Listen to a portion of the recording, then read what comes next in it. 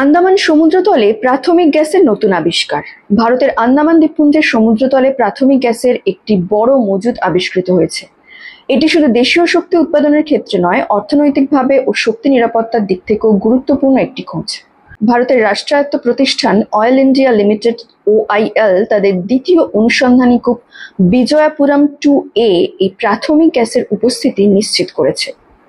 কূপটি Andaman offshore block ANOSHP 2018-1 অবস্থান করছে।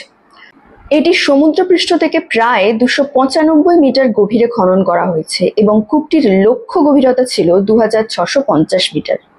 প্রাথমিক পরীক্ষা চলাকালীন কূপের 2212 থেকে 2250 মিটার গভীরতা পর্যন্ত গ্যাসের অনুধাবন ধরা পড়ে। সেই সঙ্গে গ্যাস ফ্লেয়ারিংও দেখা যায়, যা প্রমাণ করে এখানে প্রকৃতপক্ষে বাণিজ্যিক সম্ভাবনাপূর্ণ গ্যাসের উপস্থিতি রয়েছে।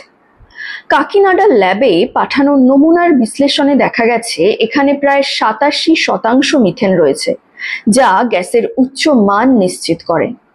এই আবিষ্কার ভারতের সমুদ্র মন্থন প্রকল্পের একটি গুরুত্বপূর্ণ অংশ। আগামী মাসগুলোতে আরও গভীর বিশ্লেষণ এবং পরীক্ষার মাধ্যমে গ্যাসের পরিমাপ এবং বাণিজ্যিক সম্ভাবনা নির্ধারণ করা হবে। এছাড়াও কূপ থেকে ইতিমধ্যেই প্রাথমিক মাত্রায় গ্যাস উত্তোলন শুরু হয়েছে।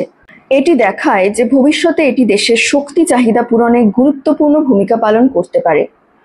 অর্থনৈতিক প্রভাবও গুরুত্বপূর্ণ। দেশীয় গ্যাসের উৎপাদন বাড়লে আমদানির উপর নির্ভরশীলতা কমবে এবং শক্তি নিরাপত্তা নিশ্চিত হবে। এটি ভারতের শক্তির ক্ষেত্রকে আরও শক্তিশালী করবে এবং সমুদ্র তেলের পাশাপাশি প্রাকৃতিক গ্যাসে আত্মনির্ভরতা বৃদ্ধিতে সহায়তা করবে। সংক্ষেপে, এই আবিষ্কার শুধু একটি শক্তি খনির খবর নয়, এটি ভারতের শক্তি নিরাপত্তা ও অর্থনৈতিক উন্নয়নের জন্য নতুন দিগন্ত উন্মোচন করেছে। আগামীতে এই প্রাথমিক গ্যাস উত্তোলন কতটা সফল হবে এবং দেশের শক্তি বাজারে কি প্রভাব ফেলবে সেটাই দেখার অপেক্ষা।